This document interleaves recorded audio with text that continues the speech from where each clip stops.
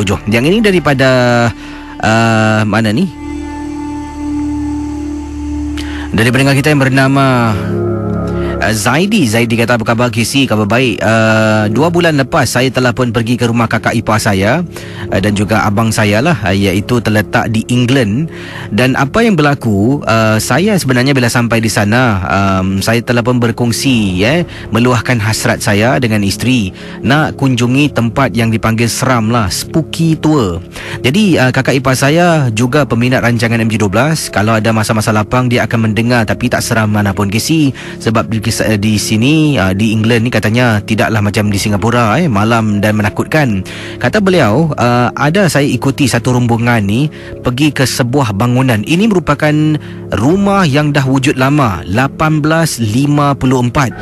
Wah, rumah ini memang terbiar. Dan di kawasan England, untuk pengetahuan KC, banyak rumah-rumah yang dipanggil pre-war yang pernah wujud sebelum Perang Dunia Kedua.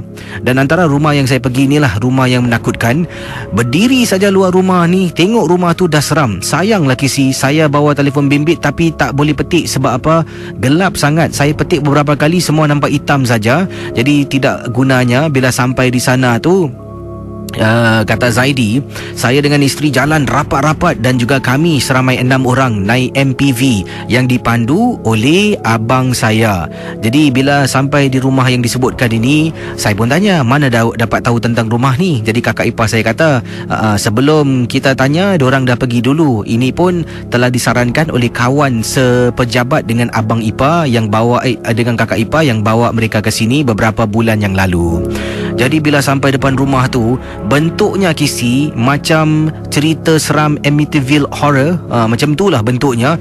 Dan di hadapan rumah tu penuh dengan rumput-rumput kering dengan juga daun-daun kering. Dan yang menakutkan KC, depan rumah tu, betul-betul tepi pintu nak masuk tu, ada buai-buai. Bila saya dengan isteri baru sampai dengan abang dengan kakak ipar saya, terperanjat. Benda tu bergerak, macam ada orang duduk bermain ataupun macam ada orang baru bangun daripada buaian tersebut. Oleh kerana isteri saya tak sedap hati, kami pun tinggalkan kawasan itu. Jadi ketika kenderaan tu sedang nak buat 3-pointer lah, nak buat pusingan tu, saya sempat jenguk dekat belakang rumah tersebut, dekat buaian tadi yang saya nampak. Alangkah terperanjatnya, ternampak KC ada seorang budak Mat Saleh ni sedang duduk atas swing, sedangkan awal tadi langsung tidak kelihatan sesiapa. Dan untuk pengetahuan KC, belakang rumah tu adalah tasik. Sekeliling rumah tu hutan, tak ada rumah-rumah yang lain. Mana boleh ada budak perempuan duduk bermain dengan buaian tersebut. Saya toleh balik ke depan dan cukup menakutkan. Bila saya pulang, saya ceritakan pada yang lain. Mereka semua kata, kenapa tak bilang? Macam mana nak bilang? Takut.